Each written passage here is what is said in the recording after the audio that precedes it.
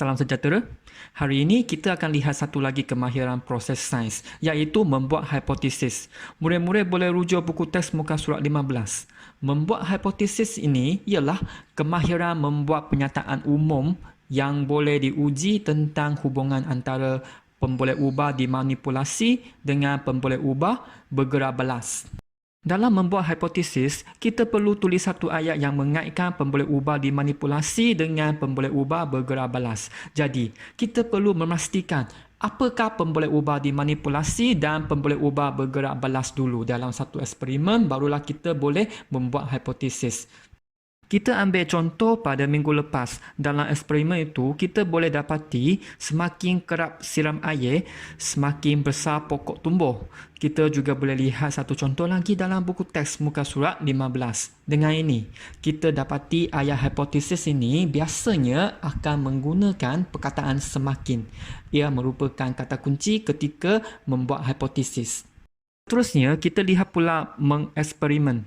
Ia merupakan kemahiran merancang dan menjalankan penyiasatan. Kita boleh lihat buku teks muka surat 16 sampai 19.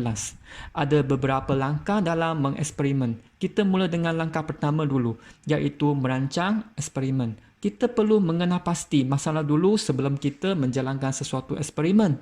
Selepas itu, kita membuat hipotesis dan mengawal pemboleh ubah. Kita menentukan 3 pemboleh ubah dulu, iaitu pemboleh ubah malah, pemboleh ubah dimanipulasi dan pemboleh ubah bergerak belas. Seterusnya, kita menyenaraikan alat dan bahan yang akan digunakan dalam eksperimen ini. Selepas kita siap rancang eksperimen ini, baru kita mula menguji hipotesis. Lihat sama ada hipotesis kita betul atau tidak.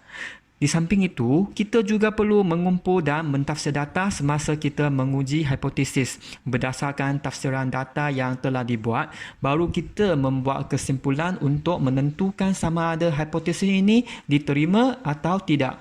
Dan akhir sekali, baru kita menulis laporan untuk mencatat segala dapatan dalam eksperimen ini. Itu sahaja pada hari ini. Terima kasih.